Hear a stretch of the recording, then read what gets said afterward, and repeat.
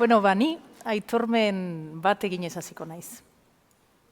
Denok ditugu gure limitazioak, ezta? Denok ditugu gure mugak. Nik nire bizitzan bat izan dut oso nabarmena, edo nahiko nabarmena, oso lotzatia izan naiz beti. Eta ondorioz beti kostatu zait gauza bat egitea. Jendeari begietara begiratzea. Beti kostatu zait asko, eta beti pentsatu dut zerbait oso baliotsua galtzen ari nintzela. Entzuten nuen adibidez esaldi hori, ezta? Begiek beti esaten dute egia. Eta pentsatzen nuen, ni egi hori galtzen ari naiz. Beraz erabaki nuen saiatzea. Eta gaur kontatu nahi dizuedana da nola entrenatu nahi zen. Nola entrenatu nahi zen jendeari begietara begiratzen. Eta nire entrenamendua ez da gertatu erreala deitzen diogun bizitza honetan. Nire entrenamendua gertatu da fikziozko munduetan. Nola entrenatu naiz? Fikzioan murgiltzen. Nobelak irakurtzen, ipuinak irakurtzen, pelikulak ikusten. Eta zergatik esaten dut hau? Askotan gertatu zaidalako novela on bat irakurtzen egon, eta sentitzea benetan norbaiti begietara begiratzen nengoela. Eta hau zergatik gertatzen da, edo ohartu naiz hau gertatzen dela fikziozko obra on guztien azpian dagoelako egia bat. Dagoelako bereziki begirada bat. Norbaitek mundua ikusteko duen modu bat. Eta niri fikzioak zentzu horretan lezio bat erakutsi dit gaur zuekin elkarbanatu nahi dudana, eta da konturatzea zenbat modu ezberdin dauden mundu bera ikusteko. Eta gainera modu bakoitzak, ikusteko modu bakoitzak baduela bere egia. Beraz, iruditzen zait, eta gaur aldarrikatu nahi dudan ideia nagusi bat hori da, iruditzen zait fikzioa izan daitekela tresna oso eraginkorra empatia lantzeko, bestea onartzeko, eta azken finean gure gizartean elkarbizitza sustatzeko. Baina ze ezaugarri ditu fikzioak honetarako hain eraginkorra izateko? Nik 5 ezaugarri zenbatu ditut, eta banan-banan kontatuko dizkizuek zeintzu diren. Lehenengoa da, fikzioaren aurrean geure burua une batez bada ere, ahaztu egiten dugula. Eta hau ez da gertatzen fikziozkoak ez diren munduetan. Saiakera bat irakurtzen ari garenean, egunkari bat irakurtzen ari garenean, norbaitekin aurrez aurre hitz egiten ari garenean, une horietan gu oso presente gaude. Gure burua oso presente dago, gure iritziak oso presente daude. Eta askotan, besteak hitz egin bitartean, ari gara pentsatzen zer erantzungo diogun. Fikzioan aldiz, desaktibatu egiten da pixkatxo bat gure arrazoirako gaitasun hori, eta pixkatxo bat desagertu egiten gara. Eta honek, ahalbidetzen du gu historia batean sartzea, eta importanteagoa dena, ahalbidetzen du mundua, une batez bada ere, beste pertsona baten begietatik ikustea. Bigarren ezaugarria, fikzioarena. Fikzioak identifikazioa errazten du. Fikzioan pasatzen gara ideien mundutik, emozioen mundura.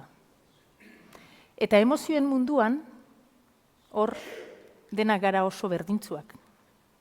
Denok sentitu dugu inoiz haserrea, denok sentitu dugu poza, denok sentitu dugu mina, emozio horiek ezagutzen ditugu. Beraz, askoz modu errezagoan identifikatze gara pertsona horrekin.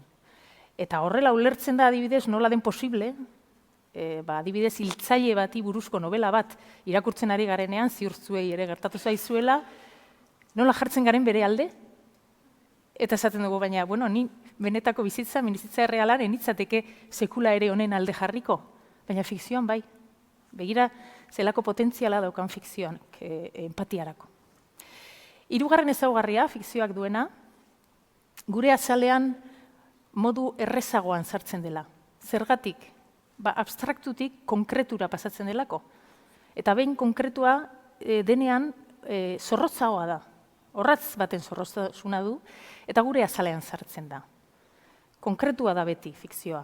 Hau da, novela hon batek ez digu hitz egingo maitasunari buruz, orokorrean. Kontatuko digu nola eman zion norbaitek, beste norbaiti, musu konkretu bat, momentu konkretu batean. Eta sentiaraziko digu pasio hori. Fikzioak duen laugarren ezaugarri bat. Fikzioak erakusten digu beti ez daukagula arrazoia. Eta nola egiten du? Zintzoa izanik. Esango nuke novela on bat, lagun on bat bezalakoa dela. Beti esaten dizu egia. Baina egia hori deserosoa denean baita ere. Eta esango nuke, bereziki, era horretako obrak direla gehien hunkitzen gaituztenak. Hau da, gure kontraesanak agerian uzten dituztenak eta gure segurtasunak kolokan jartzen dituztenak. Eta bosgarren eta azken ezaugarria, oso importantea, edertasuna. Fikzioak edertasuna bilatzen du. Eta guk, gizakiok, edertasuna behar dugu bizitzeko. Naiz da askotan ahaztu egiten zaigun. Edertasunak sortzen duen emozioa behar dugu. Esaten dute, emozioen bitartez bakarrik ikasten dela. Emozionatzen gaituzten gauzak bakarrik ikasten ditugula. Beraz, mundua ulertzeko ere, emozioa behar dugu, edertasunak sortutako emozioa eta balore estetikoek sortutako emozio berezi hori. Horra hor, beraz, fikzioari aurkitu dizkiodan bost ezaugarri, haren potentziala agerian uzten dutenak. Baina ez nuke amaitu nahi bakarrik fikzioaren ezaugarri horiek oraipatzen, edo bakarrik esaten irakurri ezazue gehiago, joan zaitezte gehiago zinemara, bueno, hori ere bai. Baina harago joan nahiko nuke. Eta gauza bat eskatu nahi dizuet gaur. Eta aldi berean neure buruari ere eskatzen diot. Saiatu gaitezela, fikzioak erakusten digun jarrera hori, eguneroko bizitzara ere eramaten. Hau da, saiatu gaitezela une batez bada ere, gure burua hazten, aurrean daukagunak esaten duenari atenditzen, atentzioz, jakin minez, aldi berean pentsatu gabe zer erantzun behar diogun, saiatu gaitezen une batez bada ere mundua bere begietatik ikusten, eta konturatuko gara berak ere badituela bere arrazoiak, bere kontraesanak eta bere egiak. Azken finean, saiatu gaitezela, eta hau nik uste dut munduak urgentziaz behar duen zerbait dela, saiatu gaitezen eguneroko bizitzan elkarri begietara begiratzen. Eskerrik asko.